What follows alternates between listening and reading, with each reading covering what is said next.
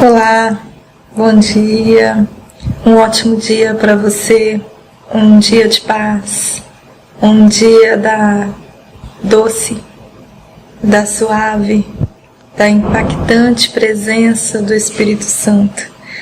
Nós estamos aqui para mais uma vez, mais um dia, podermos conversar sobre o amor do nosso querido, do nosso amado, do nosso amável Senhor e Salvador, Jesus Cristo.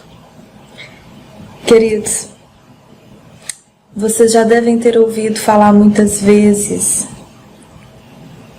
que João era o discípulo amado de Jesus, né? A Bíblia nos diz, João, o discípulo a quem Jesus amava.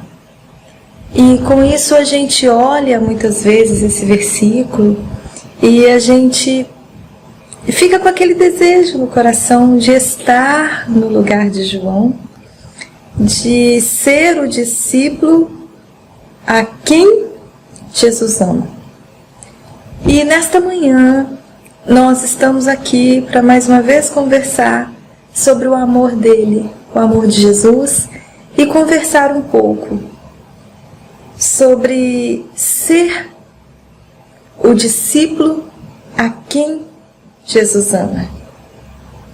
Eu sou o discípulo a quem Jesus ama. Você é o discípulo a quem Jesus ama. Queridos, nós temos na nossa igreja um estudo bíblico.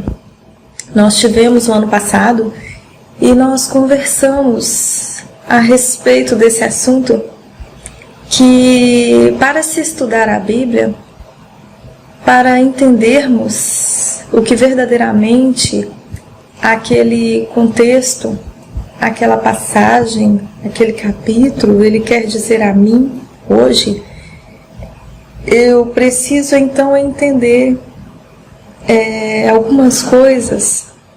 Primeiro eu preciso entender que o versículo ele não pode ser tirado do seu contexto, nós devemos entender aquele contexto. E nós também devemos entender quem escreveu e para quem escreveu. Isso nos facilita entender o que esse versículo, o que esse capítulo, o que essa passagem, ela me diz hoje.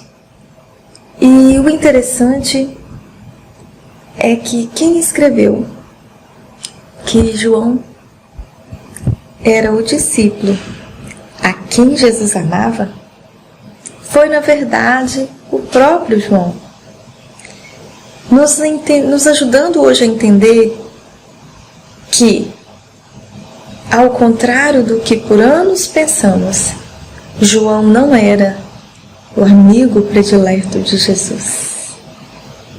Mas João sabia sim qual era o seu lugar dentro dessa família maravilhosa, que é a família celestial, que é a família de Deus.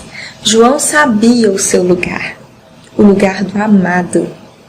João sabia que ele era amado. Portanto, ele escreveu: João, o discípulo a quem Jesus amava.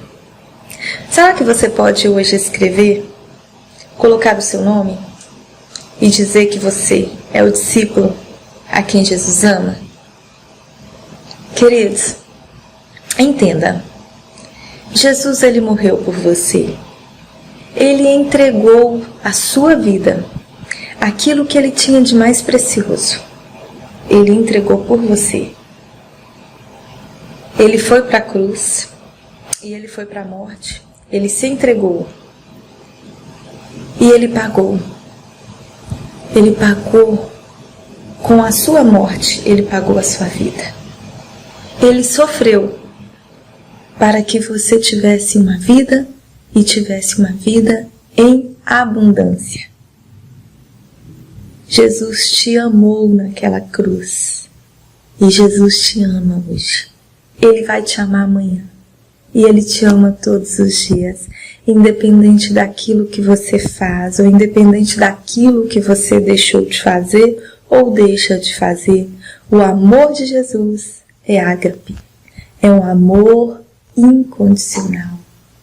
Não tem condição para o amor dele. O nosso amor, o amor do ser humano é condicional. Nós amamos sim, condicionalmente. Eu sou casada e eu amo meu marido, mas eu devo te confessar que ele cuida de mim. E ele me amou, me pediu em casamento, aceitando sim os meus defeitos, e me amou. Aceitou a cuidar de mim e tem cuidado até hoje. Então nós devemos ser honestos em falar que é fácil amar um homem que me ama. É fácil amar um homem que cuida de mim. Mas não seria fácil se ele não fosse assim. Porque o nosso amor do ser humano é condicional. Nós não amamos incondicionalmente. Mas nós temos, sim, o amor que vem dele. Esse amor não vem de nós. Nós devemos orar e pedir a Deus e pedir ao Senhor, o Espírito Santo, que nos dê o dom do amor e que aumente o amor em nós. E aí sim, seremos capazes de amar uns aos outros como amamos a nós mesmos.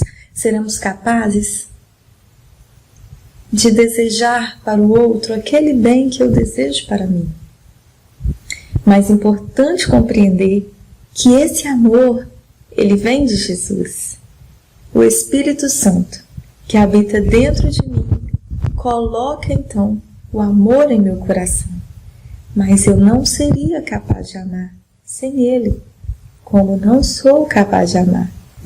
O amor não vem do ser humano, o amor vem de Jesus. Deus é amor. Ele não tem amor, mas ele é amor. Jesus, ao ser batizado, uma pomba ali desceu do céu, representando o Espírito Santo, e o céu se abriu, e uma voz lá do céu, o próprio Pai, ele disse: "Este é o meu Filho amado, em quem eu tenho prazer." E após o batismo de Jesus, a Bíblia nos diz que Jesus foi conduzido ao deserto pelo Espírito Santo. E ele foi conduzido ao deserto para ser tentado por Satanás. E uma das coisas que nós conversamos no estudo bíblico da nossa igreja é que nada, absolutamente nada, está na Bíblia por acaso. Tudo, absolutamente tudo tem um propósito. Tudo tem um motivo, tem uma razão. Tudo que está na Bíblia, em Gênesis, Levítico, Números, Deuteronômio e assim por diante, ele está dizendo algo para mim hoje. Tudo na Bíblia fala comigo hoje. A Bíblia é o livro mais atual que existe. Ela jamais estará ultrapassada. Mas eu preciso entender, com a ajuda do Espírito Santo, o que aquela passagem fala para mim hoje. E ele foi então levado ao deserto, Jesus, pelo próprio Espírito Santo, para ser então tentado por Satanás. Sabe por quê? Para que hoje Satanás perdesse então o poder de tentar a mim e a você. Quando estamos debaixo do sangue de Jesus, ele jamais desiste. Portanto, ele continua tentando a mim, ele continua tentando a você. Mas essa tentação, ela perdeu a sua força naquele dia. Jesus derrotou Satanás naquele momento. Por isso o Espírito levou. E então Satanás disse a ele, sabendo que ele estava ali 40 dias de jejum, sem comer e sem beber, então Satanás veio com aquela tentação mais profunda, sabendo ali o ponto fraco de Jesus naquele momento, que era a fome. Aonde Jesus naquele momento poderia ser tentado? Na sua fome. E então o tentador o diz: se és filho de Deus, manda que essas pedras que estão aí no chão se transformem em pães. Você não é o filho de Deus? Você pode ir lá no livro de Mateus 4 e você pode ver essa história.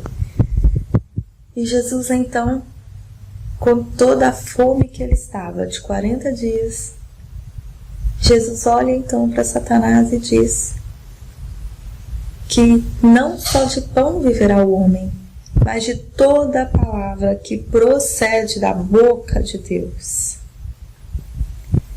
Mas o interessante, queridos, que eu quero conversar com você nesta hora, querido, com você nesta hora, amada, minha irmã, filha de meu papai, porque é isso que ele é, o meu papai.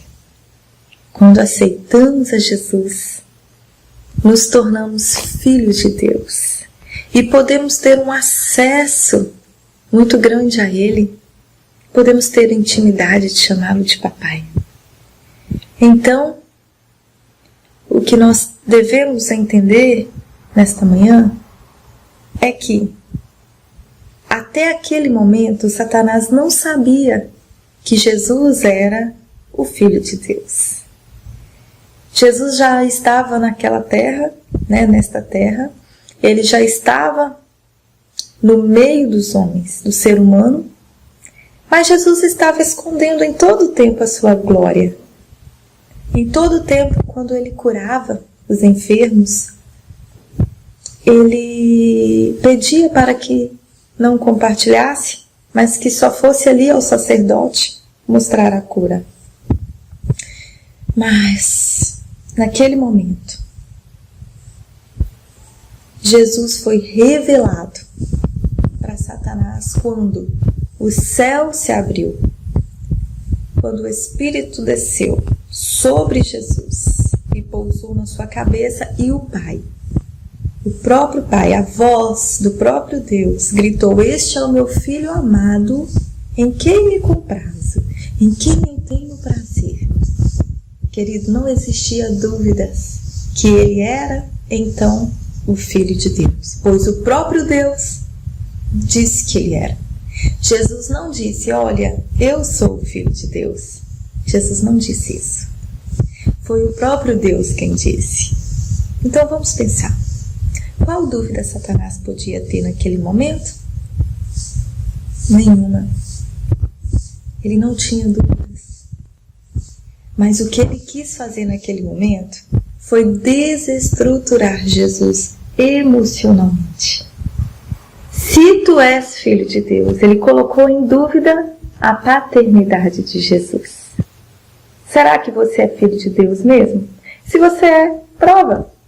Manda essas pedras aí se transformarem em pães e me prove que você é filho de Deus. E é assim que ele faz comigo hoje. E é assim que ele faz com você hoje. Ele tenta nos desestruturar emocionalmente. Ele sabe onde é o seu ponto fraco. E ele sabe onde é o meu ponto fraco. Porque ele fica 24 horas rodeando a quem ele busca lhe tragar, a quem ele encontra que ele possa tragar. E ali ele tentou desestruturar Jesus. Mas Jesus naquele dia o derrotou com a palavra, nos ensinando que quando estamos nele, em Jesus, ele nos dá poder para derrotá-lo na palavra. Ele nos dá poder de derrotá-lo nas nossas emoções. Ele nos ensina a não sermos guiados pelas nossas emoções, mas a sermos guiados por ele, pelo próprio Senhor Jesus. Mais interessante que quando Satanás disse: se tu és o Filho de Deus, Satanás não disse uma palavrinha tão pequena, mas que tem um efeito tão grande e que mostra tanto. Deus não disse: olha o meu filho, mas Deus disse: olha o meu filho amado. Este é o meu filho amado, em quem eu tenho prazer. E o diabo ali, ele não disse para Jesus: se tu és o filho amado de Deus. Ele não disse amado. Sabe por quê? Porque ele poderia colocar em dúvidas a paternidade de Jesus, tentar colocar para desestruturar Jesus. Mas se ele repetisse o amado, ele ia lembrar Jesus que Jesus é amado. E ele não podia fazer isso, porque não seria vantajoso para ele lembrar Jesus que Jesus é amado do Pai. Como hoje ele não nos lembra que somos amados. Ele tenta nos colocar em dúvida. Ele tenta colocar em dúvida a nossa paternidade. Se você é mesmo cristão, por que você está agindo assim? Mas ele não nos lembra. Se você é um cristão muito amado, se você é um filho amado, ele não nos lembra que somos amados. Sabe por quê, querido? Porque assim como naquele dia não seria vantajoso para ele lembrar a Jesus que Jesus é amado, assim também hoje não é nada bom para ele. Satanás sabe que se ele nos lembrar que somos amados, nós então teremos mais forças de vencer a tentação. E esse é o segredinho para que nós venhamos a vencer todas as tentações que venham contra nós. Qualquer que seja a tentação, não olhe para a tentação. Não olhe para o seu problema. Não olhe. Mas olhe para Jesus. Olhe para aquele que naquele dia derrotou Satanás. Derrotou a tentação de Satanás. Sim, porque Deus não tenta ninguém.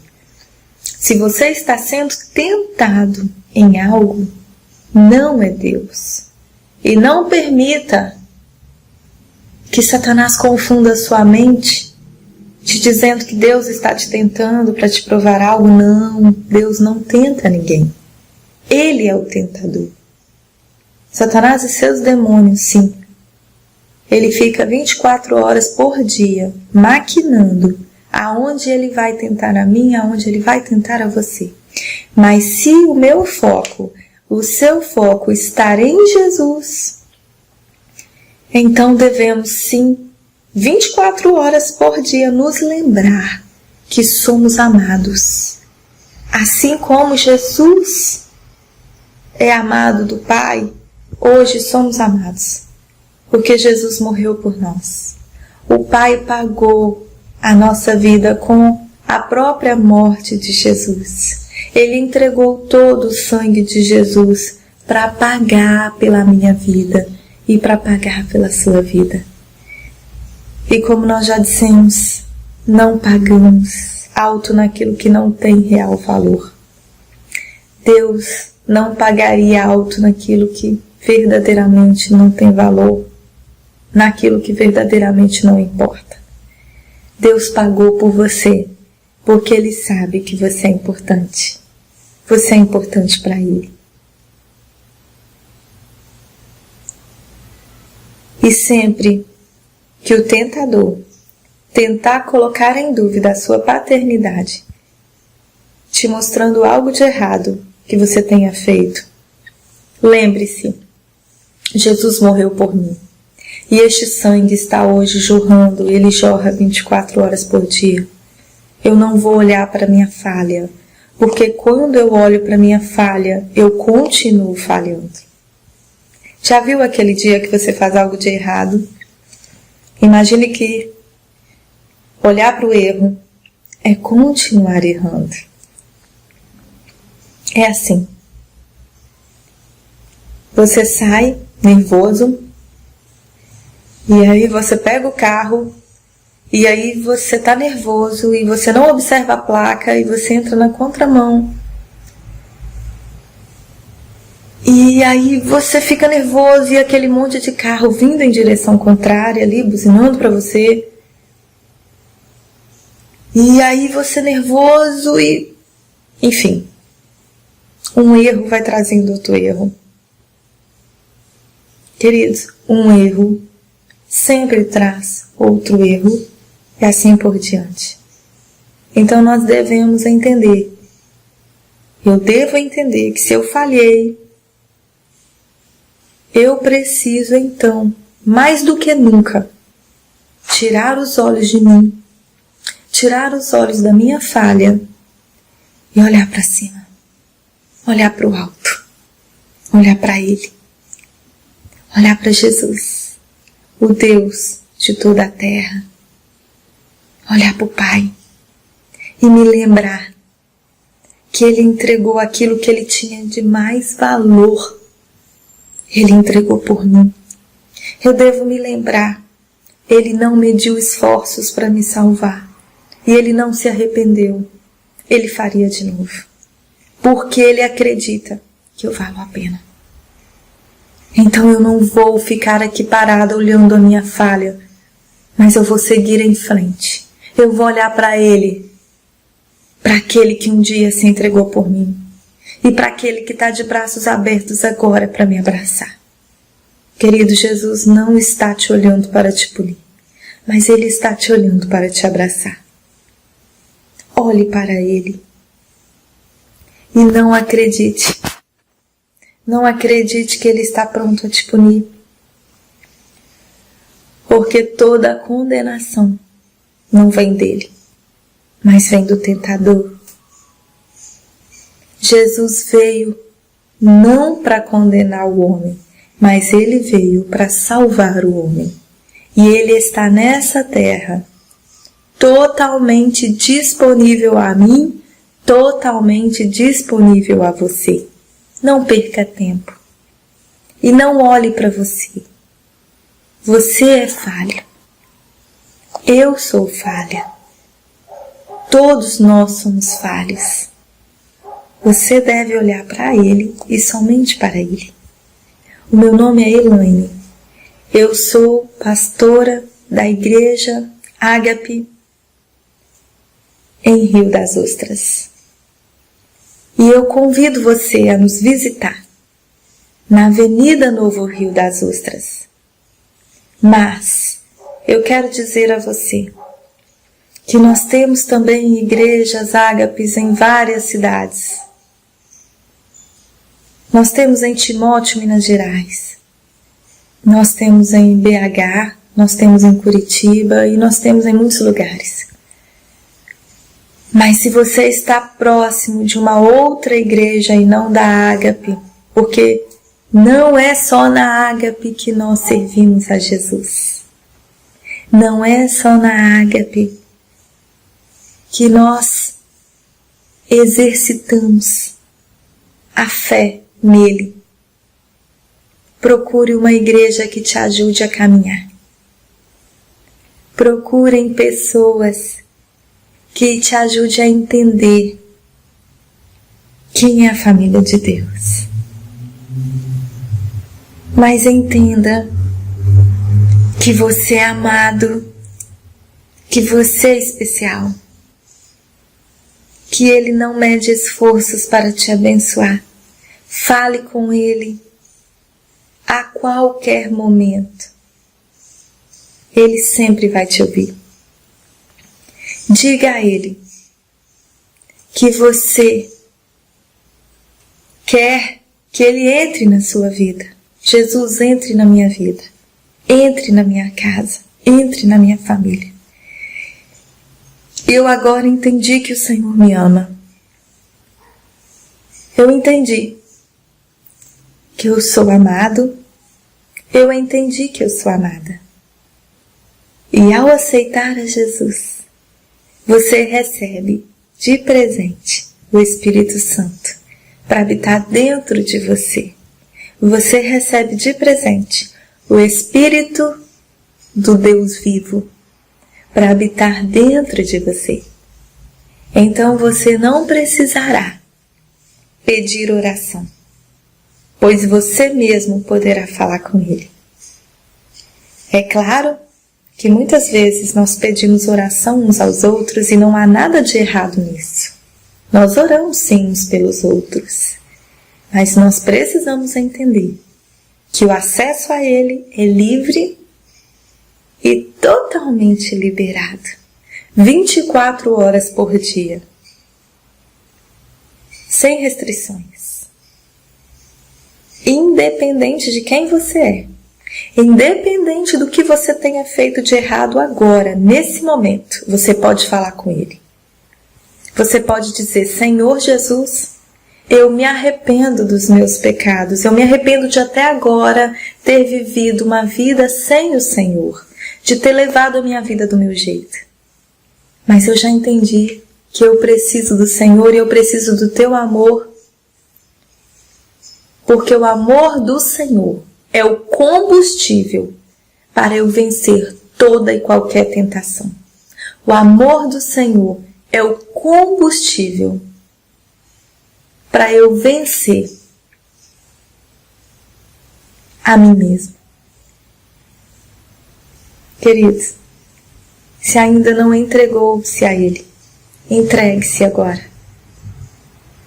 Ele é o nosso papai quando aceitamos o sacrifício de Jesus na cruz. E Ele é aquele Pai amoroso.